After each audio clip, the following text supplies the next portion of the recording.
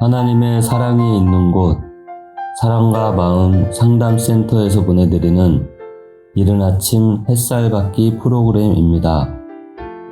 이 시간 나에게 말씀하고 계시는 하나님의 음성을 들을 수 있는 시간이 되시길 바랍니다.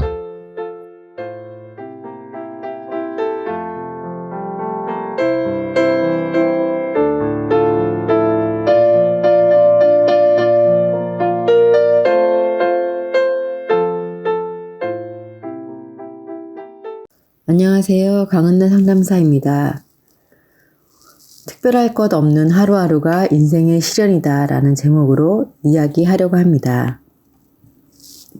아들러의 미움받을 용기에서는 자기중심적인 인간은 자신을 좋아해서 자기만 바라보는 게 아니라 사실은 그와 반대로 있는 그대로 자신을 받아들이지 못해서 끊임없이 불안에 시달리는 통에 자기 외에는 관심을 두지 않는 것이라고 말하고 있습니다. 지금의 자신의 모습이 싫어서 나 자신만 바라보고 있다라는 것입니다. 예를 들면 싸우고 헤어진 연인을 생각할 때 한동안은 전 연인의 미운 점만 떠오릅니다. 그건 자신이 헤어지길 잘했다라고 생각하고 싶어서, 다시 말하면 본인의 결정에 미련이 남았다라는 증거이죠. 스스로에게 헤어지길 잘했다라고 타이르지 않으면 마음이 흔들릴 것 같으니까 그렇게 생각하는 것입니다. 그런데 만약에 전 여인의 좋은 면이 떠올랐다면 그건 더 이상 일부러 싫어할 필요가 없어진 그 사람에 대한 마음에서 해방된 것을 의미합니다.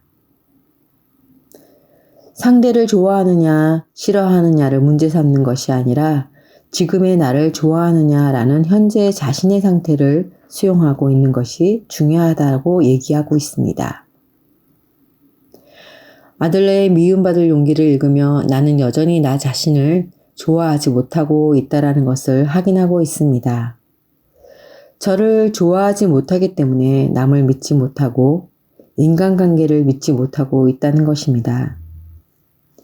교회에 나오는 것은 단지 소속감을 얻으려는 것이며 교회에서 성도들과의 교제하는 마음을 나누는 교제가 아닌 현실에서 일어나는 일들을 그냥 말하는 행위를 하는 것으로 감각적으로 소속감을 느끼려고 하는 것이었다는 것을 더 보게 됩니다. 공동체 안에서 행위를 하는 것으로 제 자신의 가치를 증명하려고 한다는 것입니다. 행위를 통해서 감각적으로 느끼는 것은 저의 기능이지 제 자신이 아니었습니다. 저보다 행위적으로 더 잘하는 사람이 나타난다면 사람들은 모두 그 사람을 인정할 것입니다. 과거 신앙생활을 돌아보면 초등부 교사로서 교회 일을 할 때가 있었습니다. 제가 아무리 열심히 공과 준비를 하고 반 아이들을 관리해도 저희 반보다 더 숫자적으로 부흥이 되는 반을 보면 저의 존재 가치가 너무 작아지는 것을 느끼곤 했습니다. 이렇게 부흥시키는 선생님을 보면 모두들 믿음이 좋은가 봐, 역시 새벽 기도를 해서 그런가 봐 하며 그 선생님의 본을 따라가려고 했습니다. 이렇게 본이 되면 제 자신이 가치가 있었고 본이 되어지지 않으면 우리 반 아이들과 초등부 선생님 탓들을 하면서 보내었습니다. 돌아보면 제 자신의 기능이 부족하다고 생각하는 것을 다른 사람을 탓하며 제 자신의 있는 모습 그대로를 받아들이지 못하고 있었다는 것을 알게 됩니다.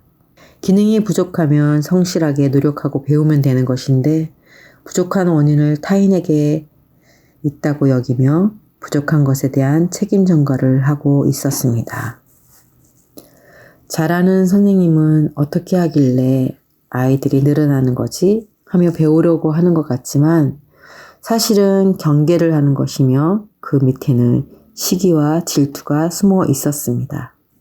기능에만 관심이 있었지 사람 자체에는 관심이 없었던 것이죠. 기능을 잘하는 사람이 되고 싶었고 저의 기능이 보잘것없다라는 제 자신에 대한 평가 때문에 저는 늘 가치가 없는 사람이라고 제 스스로가 저를 좋아하지 않았습니다. 이런 생각을 가지고 있다면 언제까지나 타인과 경쟁의 소용돌이에서 빠져나오지 못하고 진정한 의미에서의 소속감도 얻지 못하게 될 것입니다. 진정한 의미의 소속감은 타인을 신뢰하고 타인과 동등한 관계를 맺는 것이 중요하며 이것은 무조건적 사랑, 믿음이 있어야 한다고 이야기하고 있습니다. 타인을 무조건 신뢰하고 존중하는 것, 이것은 주는 행위입니다. 기본적으로 주는 것이 가능하려면 풍성한 상황에 놓여 있어야 합니다. 하지만 저는 아무것도 주려 하지 않고 받는 것만 바라고 있어서 마치 구걸하는 사람처럼 말이죠. 그건 금전적인 문제가 아니었습니다. 가난해서가 아니라 저는 가치 없는 사람이야 라는 저에 대한 마음이 가난해서 그런 것이었습니다. 타인이 존경해 주기를 기다리지 말고 내가 먼저 존경하고 신뢰하지 않으면 안 됩니다. 타인을 친구라고 여기는 의식, 다시 말해서 공동체 감각을 기를 수 없다면 자기중심적인 사고에서 벗어나 타인 사랑이 가능하게 될 수 없을 것입니다. 그렇다면 타인 사랑을 위해 무엇을 해야 하는가? 집에 돌아가서 가족을 사랑하는 것부터 해야 한다고 목사님이 늘 말씀하고 계셨습니다. 심리학자인 아들로도 그렇게 말하고 있습니다. 타인을 사랑하기 위해서는 무언가 하지 않아도 됩니다. 먼저 곁에 있는 사람을 신뢰하고 그 사람과 친구가 되는 것입니다. 저의 제일 가깝게 있는 엄마에 대한 이야기를 하려고 합니다. 저는 엄마를 향한 원망과 분노로 가득 차 제 마음이 불안으로 휘감고 있었습니다. 이런 저를 그대로 직면하겠다고 했지만 지속적으로 하나님께서는 직면하길 원했습니다. 그래서 엄마를 만나는 자리에서 제 모습을 더 보게 되었습니다. 엄마를 향한 내 감정이 원망과 분노로 가득 차 있었고 그 감정을 있는 그대로 엄마에게 쏟아내며 이야기하고 있는 저를 보게 됩니다. 이야기하고 있는 제가 얼마나 피해의식에 젖어 있었는지를 알게 되었습니다. 이 정사가 거치고 나니 엄마 자체가 보이기 시작했습니다.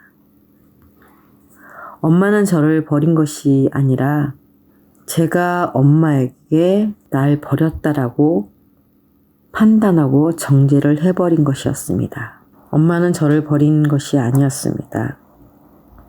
이제 엄마와 친구가 될 수 있는 상태가 된 것 같습니다. 인간에게 시련이나 결단의 순간은 입시나 취직, 결혼 같은 삶의 상징적인 이벤트가 있을 때만 찾아오는 것이 아닙니다.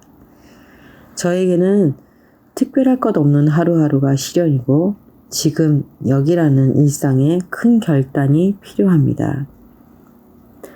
특별할 것 없는 하루하루의 인간관계에 신경을 쓰는 것이 제가 할 수 있는 일이며 세상을 살아가는 평범한 주부로서 특별할 것 없는 사람이지만 주님 안에서는 하루하루가 특별하다는 것을 알아가고 있습니다.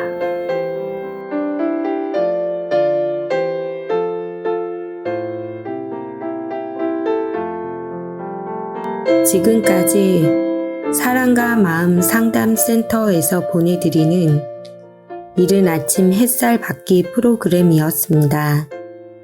오늘도 말씀을 통해 자기 성찰이 이루어지는 여러분이 되시기를 기도합니다.